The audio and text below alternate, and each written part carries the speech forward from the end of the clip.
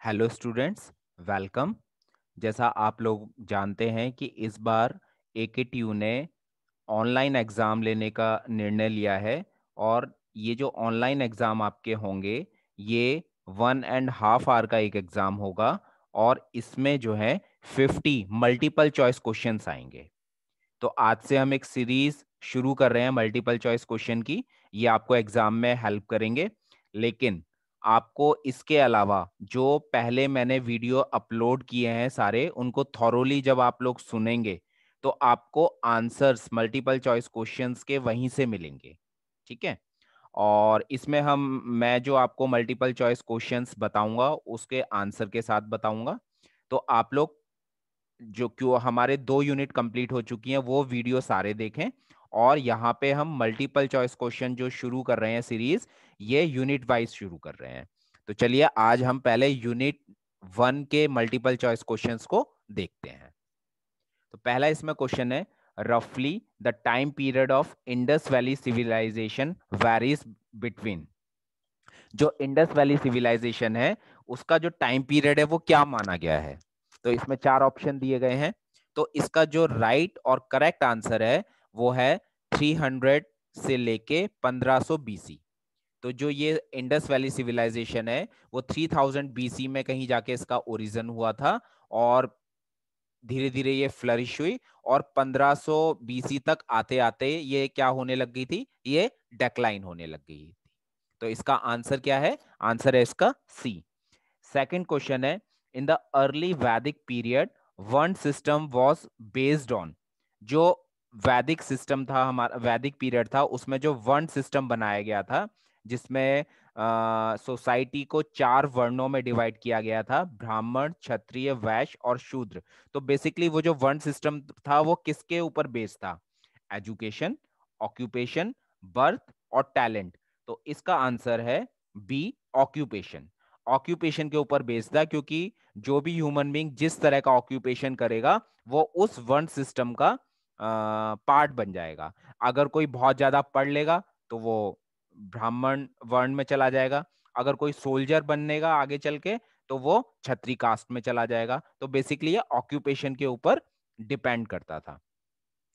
Third question है, which one of the following stages of the life of man in Aryan society in ascending order of age is correct. तो जब हमने आश्रम system पढ़ा तो उसमें हमने देखा था कि पूरे ह्यूमन लाइफ को 4 स्टेजेस में डिवाइड किया गया है। तो उनकी सीरीज बतानी है कि पहले स्टेज कौन सी आती है, सेकंड कौन सी है, थर्ड कौन सी है, फोर्थ कौन सी है। तो पहले आती है ब्रह्मचर्य आश्रम, दूसरी आती है गृहस्थ आश्रम, तीसरी आती है वानप्रस्थ आश्रम और फोर्थ आती है संन्यास आश्रम। तो इसके अकॉर्डिंग हमारा जो आंसर सही रहेगा वो ऑप्शन ए ठीक रहेगा। Question number 4, two popular assemblies of the Vedic period were. जो दो हमारी पॉपुलर असेंबलीज हुआ करती थी वैदिक टाइम में, तो जब हमने basically state origin of state पढ़ रहे थे, पहला ही ये हमारा टॉपिक है फर्स्ट यूनिट का कि स्टेट का और राज्यों का ओरिजिन किस तरीके से हुआ। तो हमने पहले देखा था कि सबसे पहले 2 चीजें बनी थी, सभा और समिति। ठीक है, तो इसका ऑप्शन क्या होगा? इसका आंसर होगा सी, सभा और समिति बनी थी और आगे चल के फिर राज्य बने थे। क्वेश्चन नंबर 5 है हमारा, which one of the following factors has not contributed in the evolution of state, point that. अब इसमें 4 ऑप्शन दिए गए हैं, social instinct, kingship, private property, desire to live in peace. तो इसमें से ऐसा कौन सा फैक्टर है जो स्टेट के इवोल्यूशन में, स्टेट के बनने में कारक नहीं है, कोई रीजन नहीं है? तो वो हमारा आंसर है सी, प्राइवेट प्रॉपर्टी। क्वेश्चन नंबर 6 है, social contract theory primarily dealt with.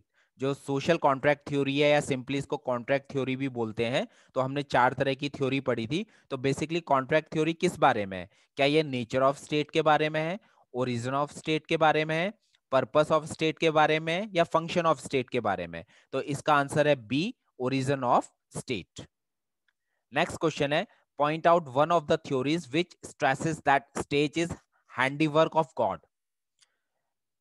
ऐसी कौन सी थ्योरी है जो ये कहती है कि ये जो राज्य बने, एंशिएंट इंडिया में जो राज्य बने, स्टेट बने, वो भगवान ने बनाया है, गॉड ने बनाया है? तो ये थ्योरी है हमारी, इसका ऑप्शन है D, theory of divine origin. Question number 8, which of the following theory about the origin of the state is closest to Darwin's theory of survival of the fittest?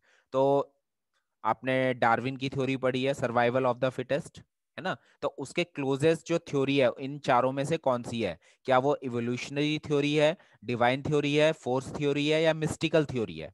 ये चारों थ्योरी हमने जो है अपने वीडियो लेक्चर में cover की है। तो इसका जो राइट आंसर है वो है ए, इवोल्यूशनरी थ्योरी।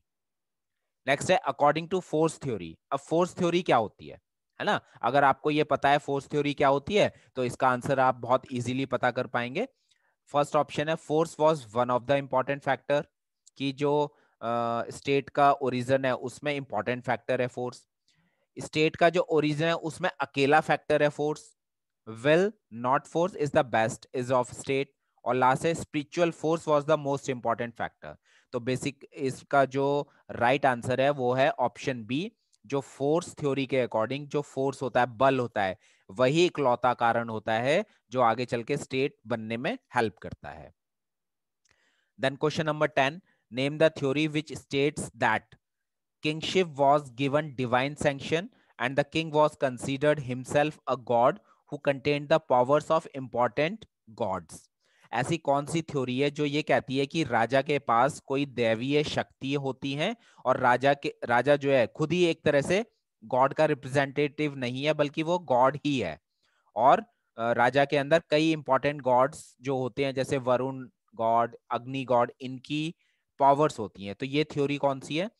क्या ये इवोल्यूशनरी थ्योरी है, कॉन्ट्रैक्ट थ्योरी है, फोर्स थ्योरी है, या मिस्टिकल थ्योरी है? तो इसका आंसर है mystical theory, option D. Then who wrote Arthashastra? Arthashastra को हमने फर्स्ट यूनिट में ही पढ़ना शुरू कर दिया था।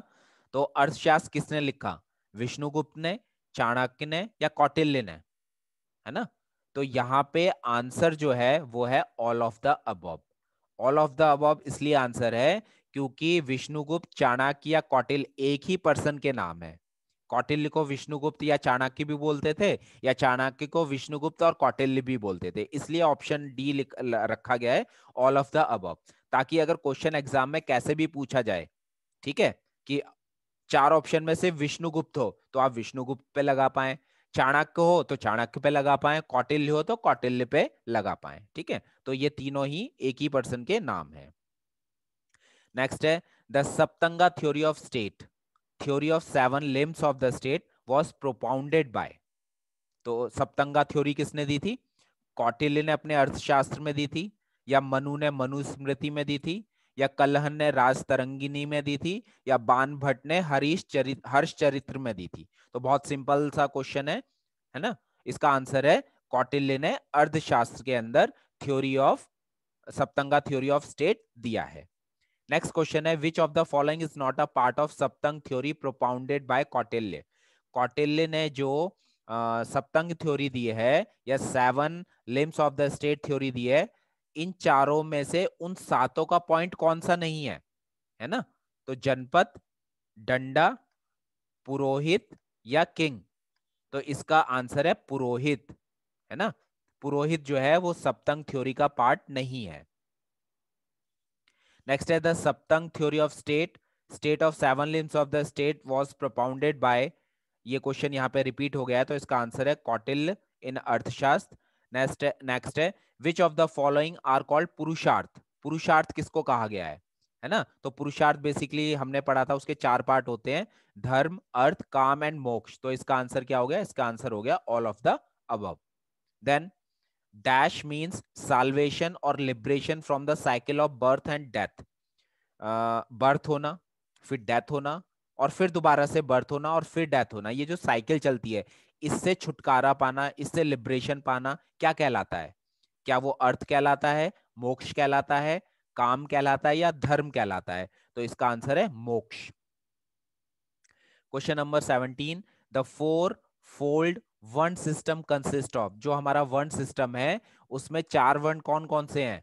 वैश्य, शूद्र, ब्राह्मण एंड क्षत्रिय, या ऑल ऑफ द अबव? तो इसका आंसर है all of the above. Question number 18, the priestly class of ancient Indian society वर।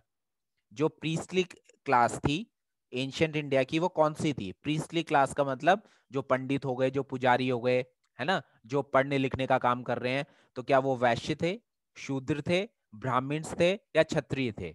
तो इसका आंसर है वो ब्राह्मण्स थे। इसका ऑप्शन सी करेक्ट है।